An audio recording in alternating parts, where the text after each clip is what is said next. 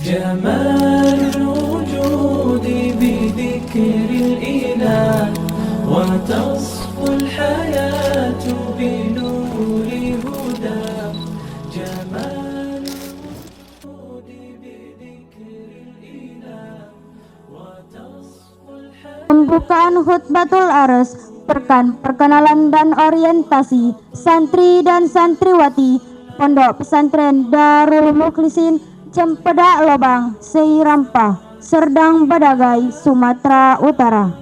فؤاد شغوف إلى ربه أحب رضاه أحب لقاه يظل يجيء إلى ربوة قرار ويسمو وذا مرتضى جمال الوجود بذكر الإله وتصفو الحياة بنور هدى جمال. Anak-anakku, santri dan santriwati Majelis Pengasuh Dewan Guru Al-Ustadz wal Ustadzah yang dimuliakan Allah,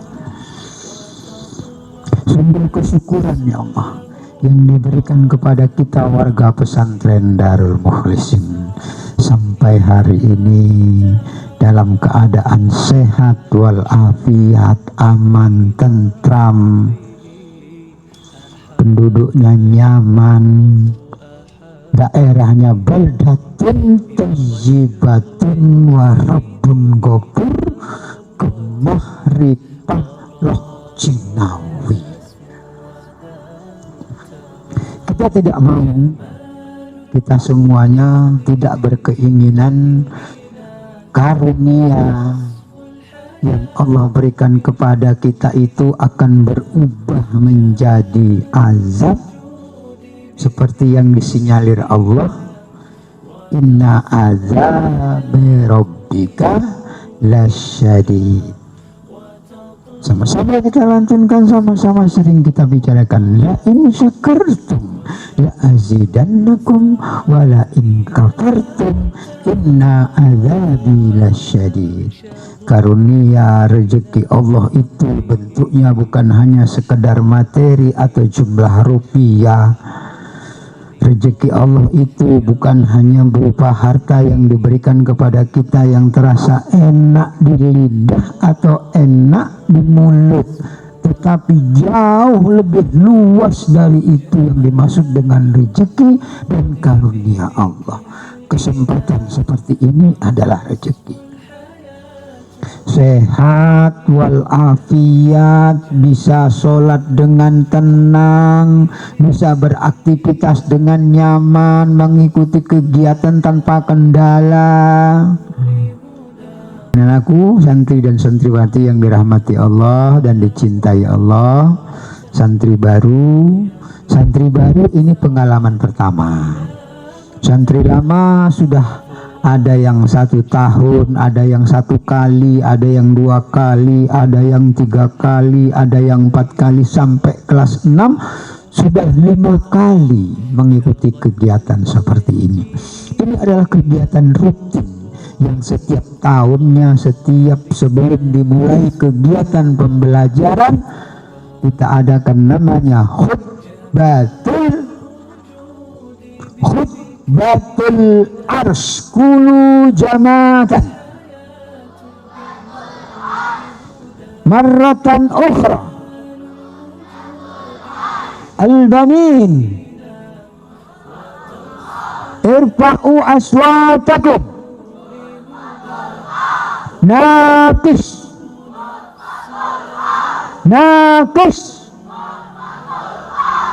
al-banat naqis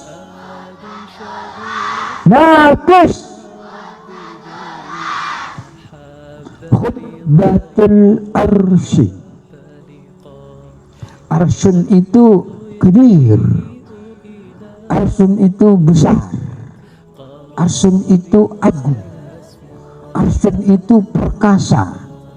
Sementara khutbah bentuknya ceramah, bentuknya pidato, yang disampaikan pemateri.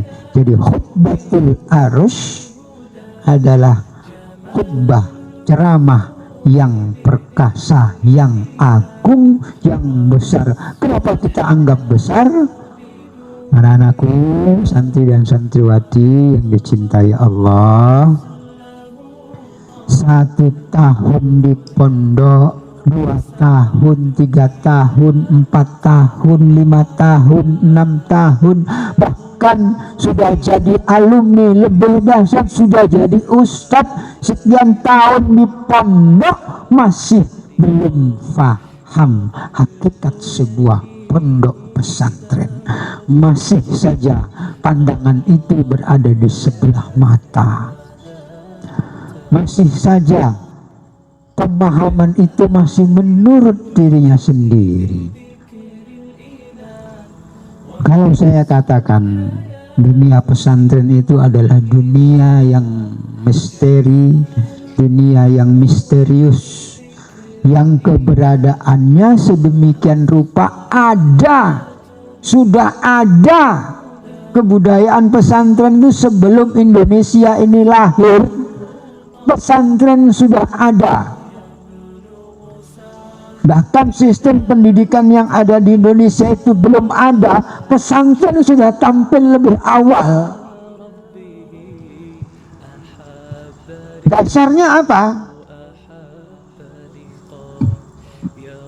Dasarnya adalah li'i'la'i kalimatillah, untuk menegakkan kalimat Allah di muka bumi, untuk menegakkan agama Islam, menegakkan ajaran. Maka kebudayaan yang ada di dalamnya penuh dengan kebudayaan agama Islam. Kamu harus bangga, jangan minder, jangan merasa malu, jangan nggak percaya diri sebagai santri. Santri itu mencakup semuanya, siswa juga iya, murid juga iya, santri apalagi. Kelebihannya santri. Kalau dari bahasa Inggris, ini entah dari mana saya juga nggak tahu. Sun itu matahari, tri itu 3, santri.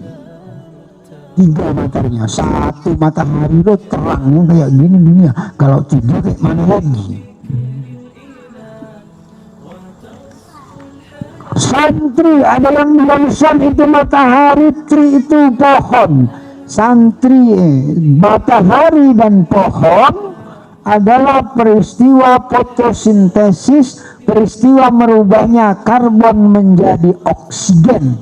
Itulah santri, memberikan pengayoman, memberikan kepada kehidupan untuk dunia ini. Itu santri. Nah, jangan nggak percaya diri. Anak-anakku yang dirahmati Allah, Darul Mukhlisin itu secara administratif, secara resmi dimulai sejak 1 Juli 1995. Itu pertama dimulai ada KMI. Apa KMI, nak? Apa bahasa Indonesianya?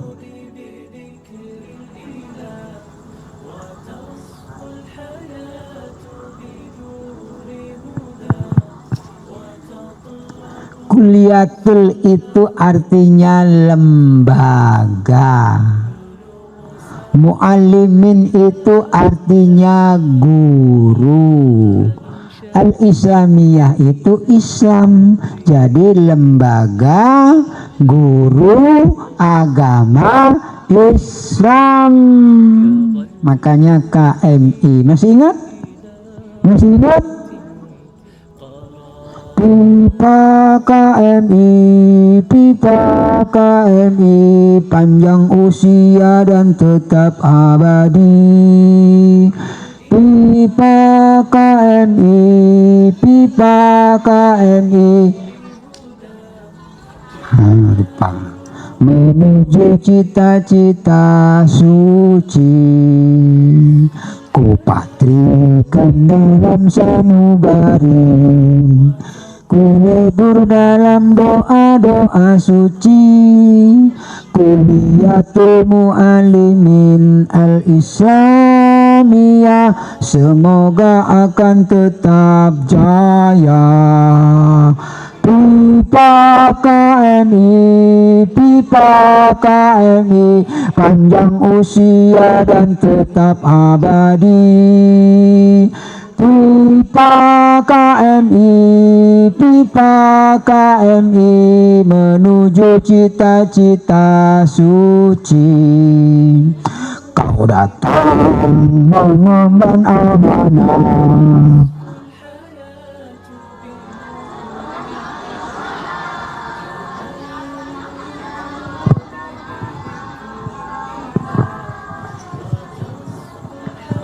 ya itu. Darul Mukhlisin itu KMI dimulai sejak tanggal 1 Juli 1990. Kamu udah lahir belum?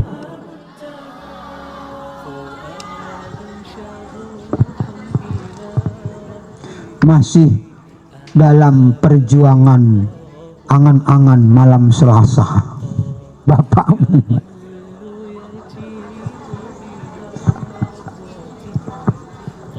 Itu secara administratif, secara resmi 1 Juli 19. Cuman cikal bakalnya, ini yang penting. Ini yang penting. Cikal bakal itu mendasari. Cikal bakal itu mengawali. Cikal bakal itu menjadi pondasi. Awal berdirinya pesantren Darul Mukhlisin itu sejak 1972 atau 73, antara itu. Apa cikal bakalnya? Itu tadi, li'a'la'i kalimatillah. Badan wakaf yang jumlahnya pertama itu ada 11 orang. Pertama ngumpul sama-sama, beli lahan, beli tanah untuk ditanami, hasilnya dibagi rata. Tahun berikutnya begitu juga, sama-sama menanami, hasilnya untuk beli lahan lagi. Tahun selanjutnya gitu, makin bertambah, makin luas lahan itu. Awalnya sih belum nggak beli lahan, awalnya itu beli ternak kambing. Tahun pertama beli kambing 2, tahun ketiga itu sudah banyak kambingnya. Kambing dijual, diberikan tanah, mulailah itu terus berlanjut. Lama-lama mereka ada perasaan hampa, ada perasaan masih mengambang, masih mengawang. Seberapa sih hasil kebun itu kita nikmati? Seberapa lama bisa bertahan di kantong? Seberapa banyak bisa untuk membeli kebutuhan sehari-hari? Besok mungkin dimakan sudah habis. Nah, inilah saya katakan ya, ini cikal bakal yang penting. Dan saya pribadi sangat bersyukur kepada Allah bahwa orang tua saya dulu termasuk bagian dari badan wakaf di pesantren ini. Secara angan-angan setan saya berpikir, kalau seandainya ayah saya dulu almarhum Allahu yarham Atmoswito tidak termasuk bagian badan wakaf ini, saya jadi apa?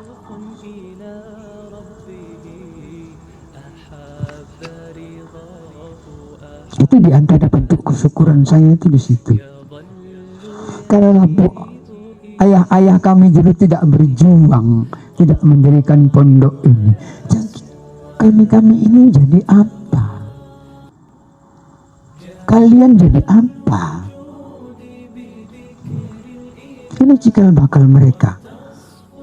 Mereka berpikir bahwa dunia itu, bahwa harta itu sementara, cepat habis. Mereka mau harta mereka itu abadi. Mereka mau harta ini dibawa ke akhirat nanti bisa menyelamatkan dari api neraka. Sehingga mereka kemudian mengaji kepada seorang alim ulama di daerah Bedagai. Nih orang Bedagai bangga kamu ya. Di daerah Bedagai sana. Sehabis kampung Ibus, namanya Allahu Yarhamul Kana Rosid Hasibuan. Mereka mengaji sehingga ada wawasan bahwa harta itu akan menyelamatkan, bahwa itu yang paling utama, tidak hanya ditinggalkan di dunia ketika mereka, tapi ikut dibawa. Itu orang pintar. Apa yang capek-capek mengumpulkan harta, ketika mati ditinggal? Ya, sampai tua, sampai bungkuk mengumpulkan harta, nanti ditinggal, dikasihkan orang. Kan nggak bijaksana itu. Seharusnya capek kamu cari uang, kamu kumpulkan harta, bawa ini, bawa ke akhirat sana, kamu nikmati di alam kubur di akhirat nanti. Caranya gimana? Berikan, luangkan hartamu ini di jalan Allah, itu akan kamu bawa selamanya. Gitu prinsipnya. Dan itu yang dipunyai badan wakaf bapak-bapak kita, itu prinsipnya. Laqad gorasa man qablana wa akalna wa nagrisu al'an liyakula mamba'dana. Kami mulai pondok pesantren agar umat selanjutnya, agar generasi selanjutnya terselamatkan. Masya Allah, mulia kan cita-citanya? Sangat mulia sekali.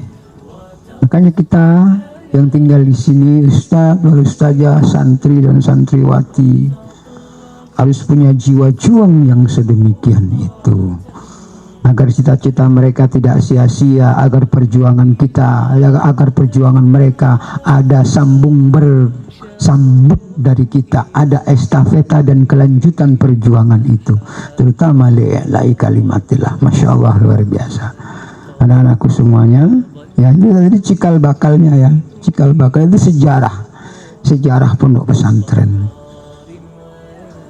Saat ini anak-anak, saat ini dari 11 orang itu yang masih bisa melihat kamu duduk nyaman di sini tinggal 4 orang. Berarti yang 7 sudah lebih awal pulang ke haribaan Allah. Tinggal 4. Saya sendiri kadang-kadang berpikir dan tafakur begini, ya Allah, kalau seandainya mereka sudah nggak ada semuanya badan wakaf, lalu bagaimana kelanjutan Darul Mukhlisin ini? Apakah kemudian badan wakaf ada yang meneruskan? Atau anak-anaknya otomatis menjadi badan wakaf? Atau justru mau dibagi-bagi warisan kepada anak-anaknya?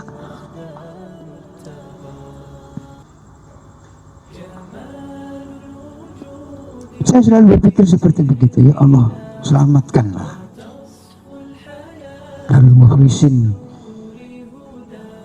yang penuh dengan keikhlasan, yang penuh dengan kemuliaan cita-citanya untuk terus berlanjut.